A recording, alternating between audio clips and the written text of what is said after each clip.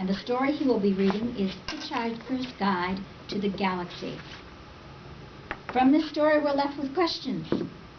There are, of course, many problems connected with life, of which some of the most popular are: why are people born? Why do they die?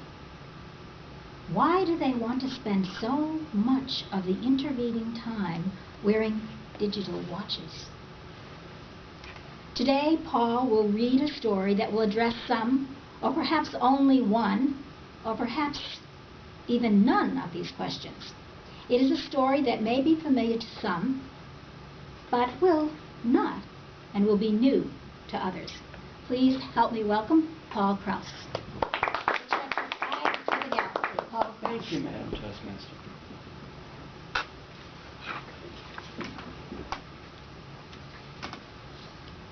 Many, many millions of years ago, a race of hyper-intelligent, pan-dimensional beings whose physical manifestation in their own pan-dimensional universe is not dissimilar to our own, got so fed up with the constant bickering about the meaning of life, which used to interrupt their favorite game of Brockian ultra cricket, a curious game, which involves suddenly hitting people for no readily apparent reason and then running away, that they decided to sit down and solve their problems once and for all.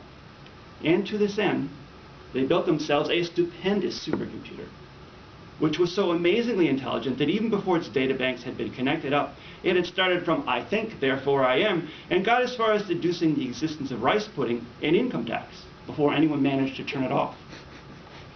It was the size of a small city. Its main console was installed in a specially designed executive office, mounted on an enormous executive desk of finest ultra mahogany, topped with rich, ultra-red leather.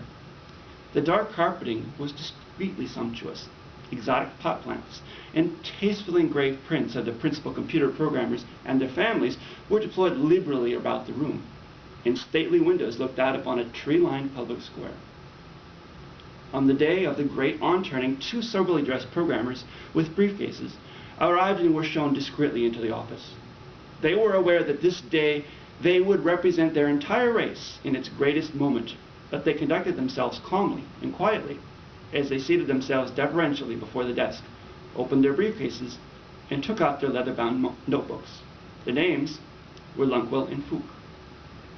For a few moments, they sat in respectful silence. Then, after exchanging a quiet glance with Fuchs, Lunkwell leaned forward and touched a small black panel. The subtlest of hums indicated that the massive computer was now in total active mode. After a pause, it spoke to them in a voice rich, resonant, and deep. It said, "What is this great task for which I, Deep Thought, the second greatest computer in the universe of time and space, have been called into existence?" Lunkwell and Fuchs glanced at each other in surprise. "Your task, O computer," began Fuchs. "No, wait a minute, this isn't right," said Lunkwell. "We distinctly designed this computer to be the greatest one ever, and we're not making do with second best. Deep Thought," he addressed the computer, "are you not, as we designed you to be, the greatest, most powerful computer in all time?" "I describe myself as the second greatest," intoned Deep Thought, "and such I am." Another worried look passed between the two programmers. "You know nothing of future time," pronounced Deep Thought. "And yet, in my teeming circuitry, I can navigate the infinite delta streams of future probability and see that there must one day come a computer whose merest operational parameters I am not worthy to calculate, but which it will be my fate eventually to design." Fuchs sighed heavily and glanced across to Lunkwell. "Can we get on with the question?" he said. Lunkwell motioned him to wait. "What is this computer of which you speak?" he asked. "I will speak no further of it in this present time," said Deep Thought. "Now, ask what else of me you will that I may function. Speak." They shrugged at each other. Fuchs composed himself. "O Deep Thought, computer," he said, "the task that we have designed you to perform is this. We want you to tell us, he paused, the answer. The answer, said Deep Thought. The answer to what? Life, urged Fook. The universe, said Longwell. Everything, they said in chorus. Deep Thought paused for a moment's reflection. Tricky, he said finally. But can you do it? Again, a significant pause. Yes, said Deep Thought. I can do it. There is an answer, Fook said with breathless excitement. A simple answer, added Longwell. Yes, said Deep Thought. Life, the universe, and everything. There is an answer. But, he added, I'll have to think about it. My circuits are now irrevocably committed to calculating the answer to the ultimate question of life, the universe, and everything. But the program will take me a little while to run. Fook glanced impatiently at his watch. How long? He said. 7.5 million years, said Deep Thought. Longwell and Fook blinked at each other. 7.5 million years, they cried in chorus. Yes, declaimed Deep Thought. I said I'd have to think about it, didn't I? So now we skip forward in time to the great answering, 7.5 million years later. We have two similar programmers with similar names. Shh, says Longwell with a slight gesture. I think Deep Thought is preparing to speak. There was a moment expectant pause while the panel slowly came to life on the front of the console. Lights flashed on and off experimentally and settled down into a business-like pattern.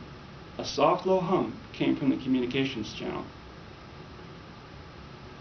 Good morning, said Deep Thought at last. Good morning. Oh, Deep Thought, said Longwell nervously. Do you have, that is, an answer for you? Interrupted Deep Thought. Yes, I have. The two men shivered with expectancy. Their waiting had not been in vain. There really is one, breathed Fook. There really is one, confirmed Deep Thought. To everything, to the great question of life, the universe, and everything, yes. Both of the men had been trained for this moment. Their lives had been a preparation for it. They had been selected at birth as those who would witness the answer, but even so, they found themselves gasping and squirming like excited children. And now you're ready to give it to us, urged Longwell. I am. Now? Now, said Deep Thought. They both licked their dry lips. Though, I don't think, added Deep Thought, that you're going to like it. Doesn't matter, said Fook. We must know it. Now. Now? Inquired Deep Thought. Yes, now.